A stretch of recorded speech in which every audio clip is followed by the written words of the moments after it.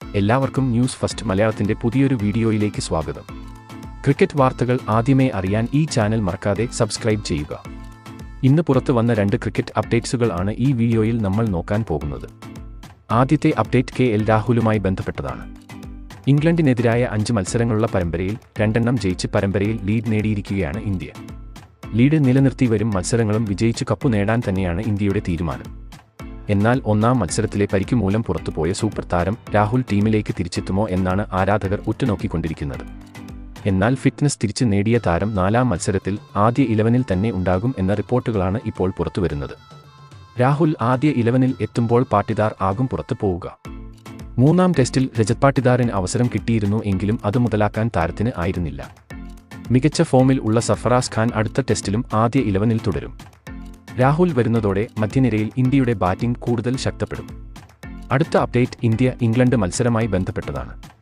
ഇംഗ്ലണ്ടിനെതിരെ വെള്ളിയാഴ്ച റാഞ്ചിയിൽ ആരംഭിക്കാനിരിക്കുന്ന 4ാം ക്രിക്കറ്റ് ടെസ്റ്റിൽ ഇന്ത്യൻ ടീമിൽ സർപ്രൈസ് മാറ്റം വരുന്നു എന്നതാണ് ഏറ്റവും പുതിയ റിപ്പോർട്ടുകൾ. ജോലിഭാരം കുറയ്ക്കുന്നതിന് വേണ്ടിയാണ് ഇന്ത്യയുടെ ഈ നീക്കം എന്നാണ് വിവരം. നേരത്തെ സമാനമായി 2ാം ടെസ്റ്റിൽ മുഹമ്മദ് സിറാജിന് ഇന്ത്യ വിശ്രമം നൽകിയിരുന്നു.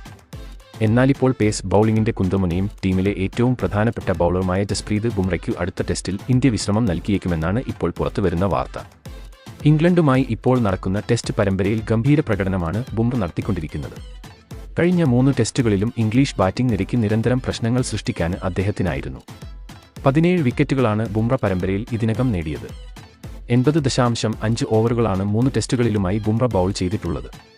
മുകേഷ് കുമാറും പുതുമുഖമായ ആകാശ് ദീപുമാണ് ടീമിലെ മറ്റു 2 ഫാസ്റ്റ് ബൗളർമാർ. ഇവരിൽ മുകേഷിനെ 2ാം ടെസ്റ്റിൽ സിറാജിന് പകരം ഇന്ത്യ കളിപ്പിച്ചെങ്കിലും തികഞ്ഞ പരാജയമായിരുന്നു. 4ാം ടെസ്റ്റിൽ ബുംറയ്ക്കു പകരം മുകേഷിന് ഒരവസരം കൂടി നൽകണോ അതോ ആകാശ് ദീപിനെ പരീക്ഷിക്കണമോ എന്നാണ് ഇപ്പോഴത്തെ ചർച്ച. എന്നാൽ ബുംറയുടെ അഭാവം ടീമിന് തിരിച്ചടിയാകുമോ എന്നാണ് ആരാധകർ ഉറ്റുനോക്കുന്നത്. ഇതിനെക്കുറിച്ചുള്ള നിങ്ങളുടെ അഭിപ്രായം താഴെ കമന്റ് ചെയ്യുക. അപ്പോൾ ഇതുപോലത്തെ കൂടുതൽ ക്രിക്കറ്റ് വാർത്തകൾക്കായി ഈ ചാനൽ മറക്കാതെ സബ്സ്ക്രൈബ് ചെയ്യുക.